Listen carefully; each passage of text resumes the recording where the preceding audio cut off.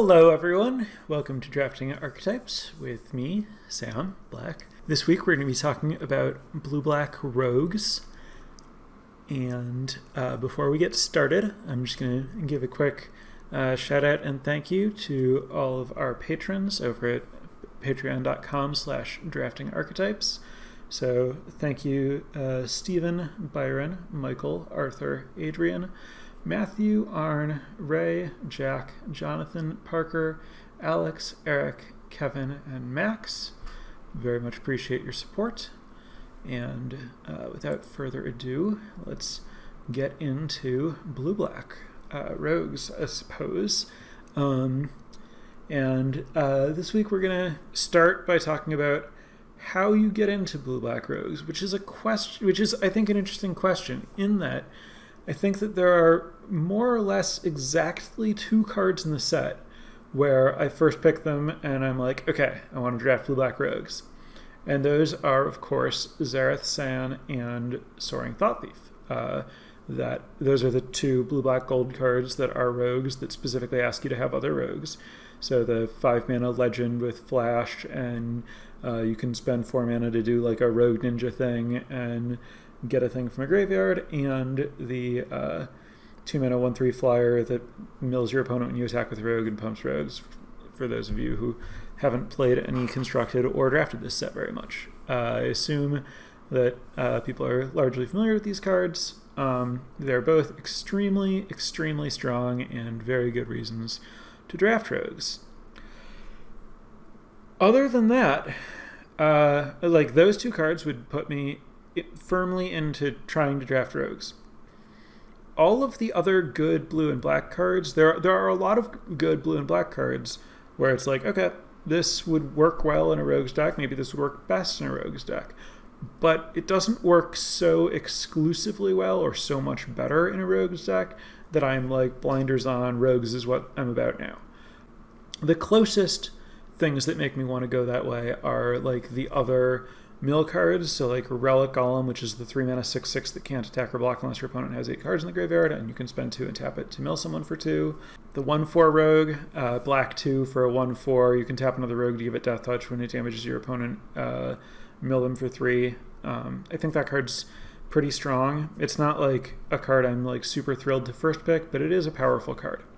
And it's a card that I'm willing to take early, I'm potentially willing to first pick it, and it does make me want to draft rogues in that it enables this mill thing. It is obviously a much stronger card if you have other rogues. But I'm fine playing that card in, like, I think it's very good in white-black cleric-y type stuff. It's totally serviceable in any black deck, really. It's just like a strong enough card and there are enough other rogues that you can get it to do its thing. That's just kind of the situation. There's not a lot of super strong pull here.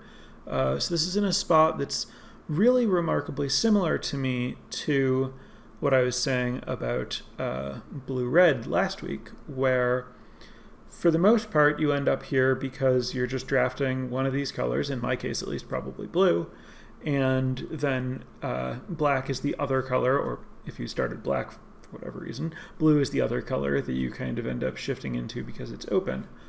And so that means that a lot of the same principles about how you draft any blue deck are going to apply here, where it's the same sort of situation where if you start with a Little Mage's Domination, then Little Mage's Domination has this, theoretical, if you mill your opponent, it's cheaper thing that I think some people view as a significant reason to draft rogues. As I believe I've mentioned before, I don't view it that way. I think it's a nice perk if you're rogues, but it's not. I think the card's so strong that it just doesn't really matter whether I get that or not.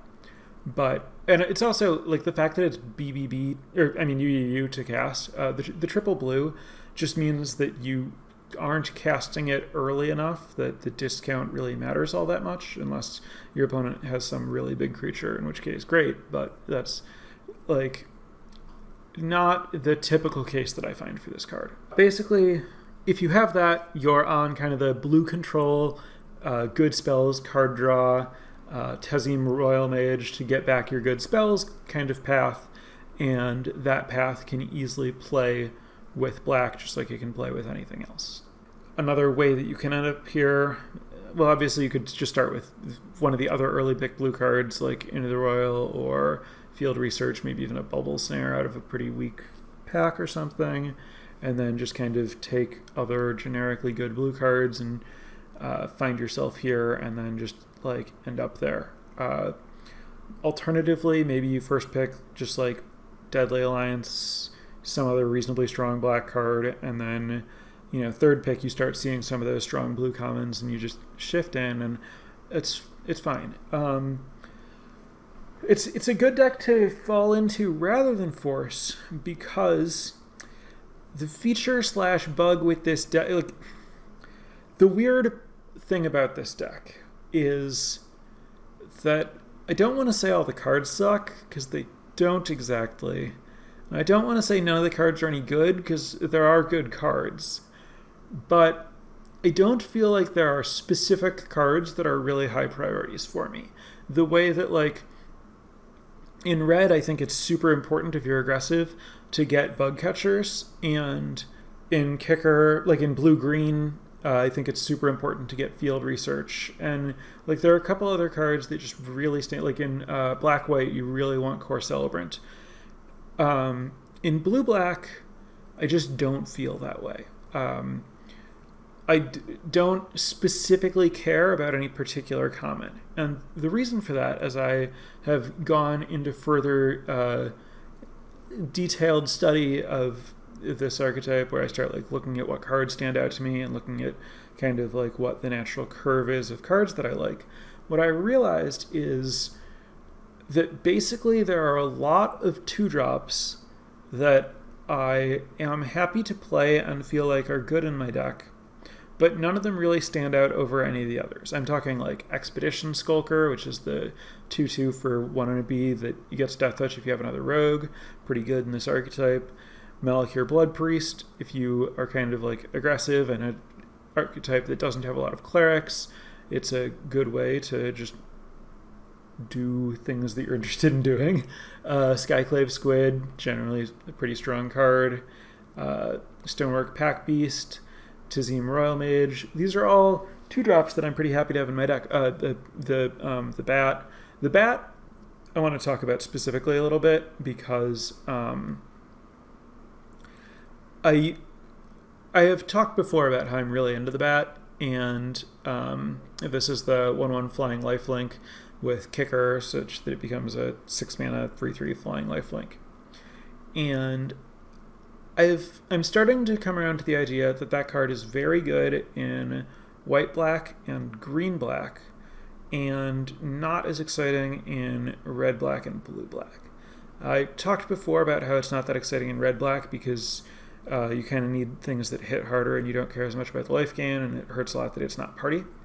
In blue-black, I like it if you're trying to do kicker things, because it's a good way to pick up black kicker cards, and it's good early, good late, and works well in that archetype. But if you don't have a kicker sub-theme in your blue-black deck, then you run into this problem where, as I just said, most of the cards that I'm excited about are 2-drops. And so you find yourself in this spot where your cards are overall relatively low impact. And we're going to talk a lot more about like what that means and like how it informs your draft. But because your cards overall are low impact, and I'll explain how that's true and what I mean by that in a little bit, you can end up in this spot if you have some Gloom Hunters where you need to play them early, and now all of your stuff is just kind of trying to nickel and dime your opponent, and you can end up in a spot where they start playing high impact cards, and then you need to like line up hard removal spells for all their like high impact stuff, or they can have like a single 4 or 5 mana creature that just kind of invalidates and outraces all of your like random little garbage. So Ghastly Gloom Hunter, the Flying Life Linker, can kind of lead you further into a spot where you have this problem, or maybe you're like leaning on waiting for it and playing it as a 3/3 Flying Life Linker, but that's pretty easy to kill, and then you're kind of no better off. So I like it in green-black, where early it buys you time for your like more powerful stuff. Like green-black generally has a lot bigger of a game than blue-black. Like it very much doesn't have this all low impact problem. It's all very high impact. And in white-black, you have a lot of synergies with the Gloom Hunter, just because it's giving you repeated life gain triggers. Again, it's a strong enough card. I'm fine playing a few of them in blue-black rogues, but it's like kind of downgraded enough that it's just among all of these other 2-drops that I would be totally content to play. So that's, for those who may not have been counting at home, that's 6 different common playable 2-drops in this archetype, which is a ton, especially since they're all pretty comparable, which means you don't need to prioritize any of them. You're going to have enough 2-drops. The deck does want a lot of 2-drops, but like basically all the best creatures are these 2-drops, so you're just going to get there.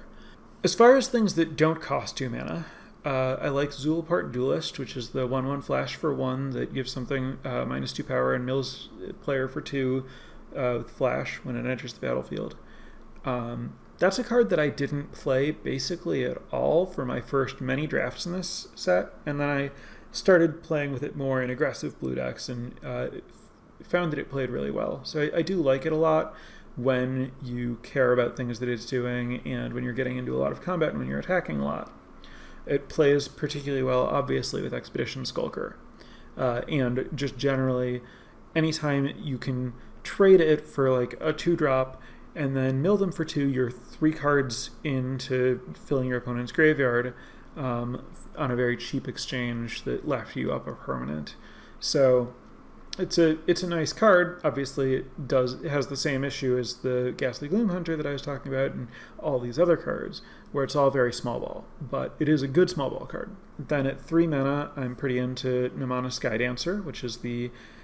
I hate saying that I'm into Nimana Skydancer. Nimana Skydancer is the 2/2 flying rogue with flash that mills your opponent for 2 when it enters the battlefield. 2/1 flying flash for 3 mana. I can't believe that I'm like okay with a 2/1 flash flyer for 3, but it is doing things that this archetype wants to do, and so it works out well enough. But it's not a strong card. It's just one that like fits the game plan. Then there's also like the 2/3 party thing that like is a rogue and that pumps for party, whatever it's called, Seafloor Stalker probably, and like that's a serviceable rogue, but it's not that exciting without party.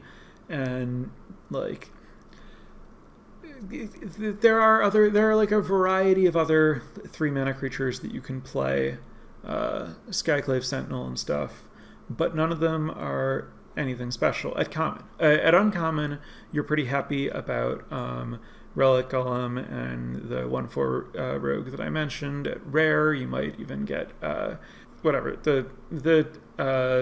Nighthawk rogue guy with lots of power for your opponent's graveyard. And then at 4 mana, there's like Nimana Skitter Sneak, I guess, which is the rogue that's a 3/4, and if your opponent has 8 cards, it has +1 power and menace. So this is like pretty good if your rogue deck is very much set up to mill them. But again, it's like even if that's happening, it's just it's I said pretty good. It can be, but it's still just like a 4 mana creature, and it's I don't know, kind of just like medium. And then like at 5 mana, there's stuff like Living Tempest and the 5/4 landfall indestructible black creature.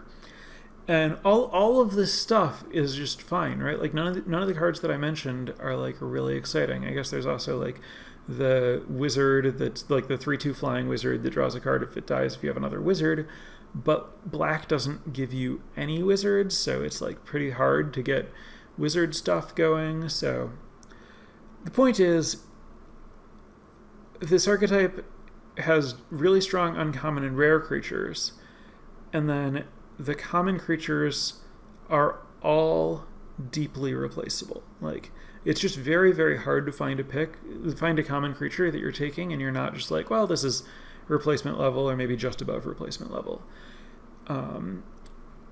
none of them are bad. They're all serviceable. You just have to understand that your deck isn't about these creatures in a way that's like both good and bad. Like this sounds pretty negative, right? Like there aren't any good cards, but also it just means that like it works out. Like the creatures are functional and you'll get them, and you don't really need to prioritize them, which frees you up to prioritize the spells.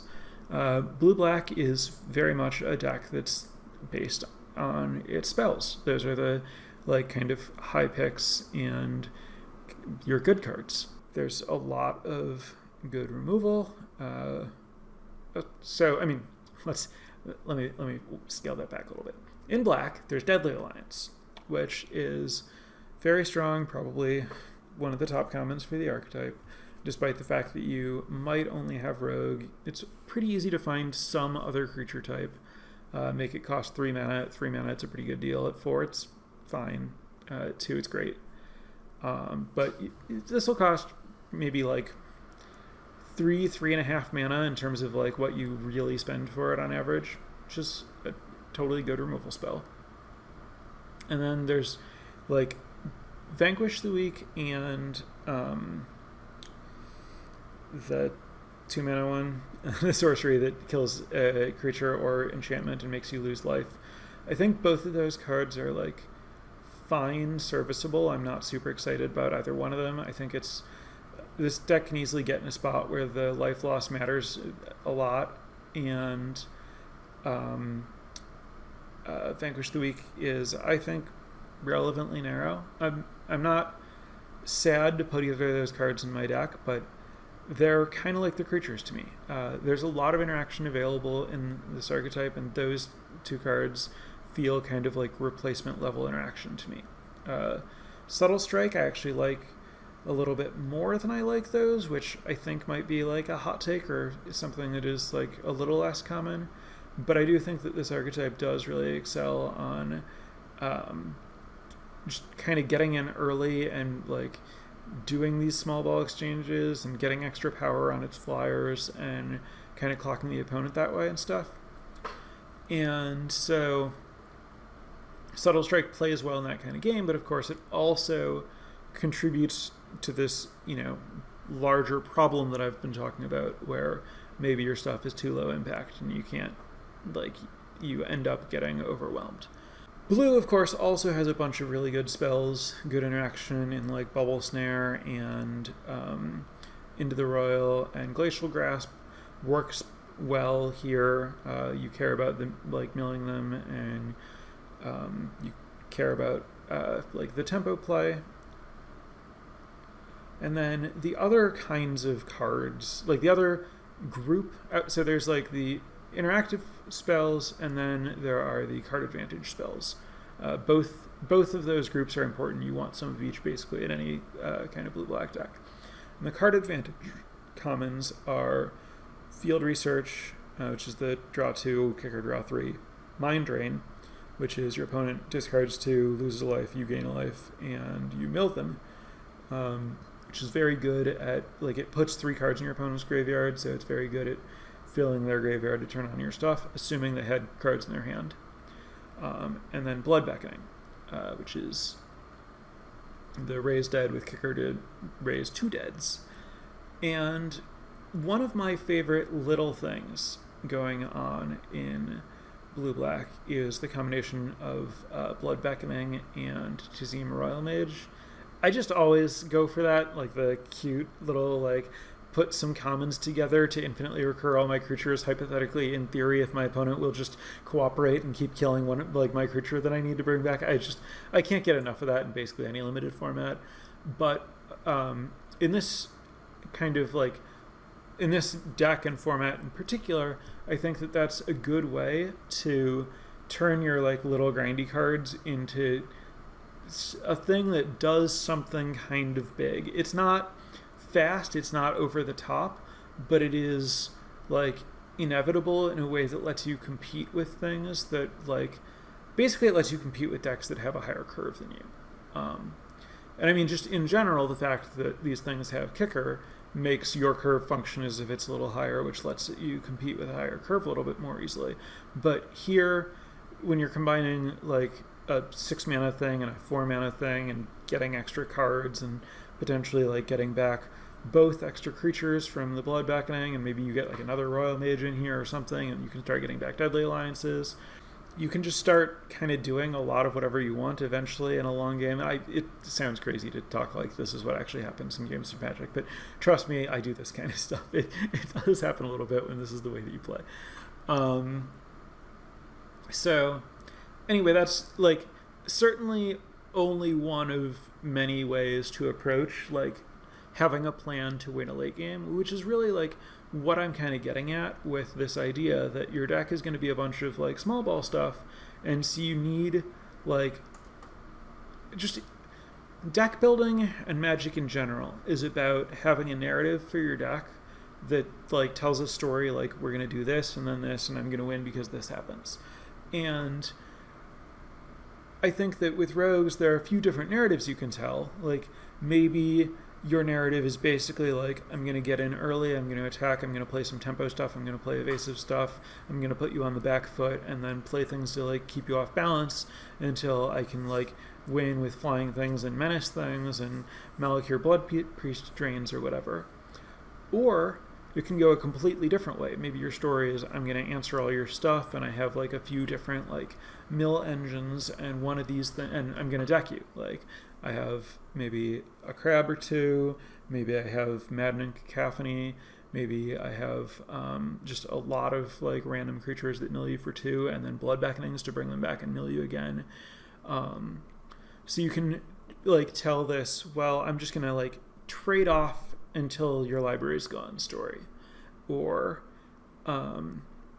maybe you have like a strong rare creature or two, and you have like a lot of removal and card draw, and you're going to like find your like big rare finisher, and you're going to bring it back with Blood Beckoning if your opponent kills it. So there are just a lot of different ways that this deck can win, but you need to pay attention to like what your narrative is and how you're going to win. And so this Blood Beckoning to Zima Royal Mage thing is one thing that your narrative might be. So now to like step back and talk just a little bit more directly about this low curve, low impact thing and what it means for kind of like your pick orders and game plan and overall approach. So obviously you could say, well, I still want a smooth, normal, limited curve, and I know there are a lot of highly desirable 2-drops, so I'm just going to de-emphasize all of those. I'm going to prioritize picking the best things I can think of at every other spot on the curve, and I'm going to end up with enough 2-drops because there'll just be enough picks where the only good card in the pack is a 2-drop and I take it. I don't recommend that because I think the 2-drops legitimately are better than the other cards, and I would just rather lean into the idea that my deck has a lot of 2-drops. But if my deck has a lot of 2-drops, that means a few things. It might mean I'm like aggressive and trying to end the game, but these 2-drops aren't particularly great attackers. They're good for other reasons. And so that's not really what I expect to have happen. What's really going to happen is I have a lot of these cards that are cheap and trade up on mana. Expedition Skulker and Skyclave Squid, for example, are both cards that are very good at trading with things that cost 3 or 4 mana. And I can play these, and then they stop me from falling behind, and now I can spend time playing Field Research and Mind Drain, or trading off these 2-drops and playing Blood Beckoning. And because all of my creatures are really cheap and I can get these cheap exchanges, now I can afford to spend mana to get up cards, and then I can basically, my like core strategy is card advantage. Like I'm going to just like draw a lot of cards, and I'm not going to fall too far behind while I'm doing that because my cards are cheap and I can deploy them easily, and maybe I can swarm someone, maybe I can, there are a lot of ways that you can win by having more cards than your opponent, and it's easiest to do that when the more cards that you have than your opponent are cards on the battlefield rather than cards in your hand. And so the fact that your deck is full of these like 1, 2, and 3 mana plays that trade with your opponent's cards makes it very easy to like have a nice smooth game where you're drawing cards and putting them onto the battlefield and trading them off, and they go to the graveyard and maybe bringing them back, and your deck just has a lot of, I'm going to say velocity. It's not a great term. It means a lot of different things. A lot of people use it to basically mean number of cantrips in your deck or something. But I'm referring to just like your general ability to efficiently use mana to move cards between zones in a way that's like somehow profitable for you.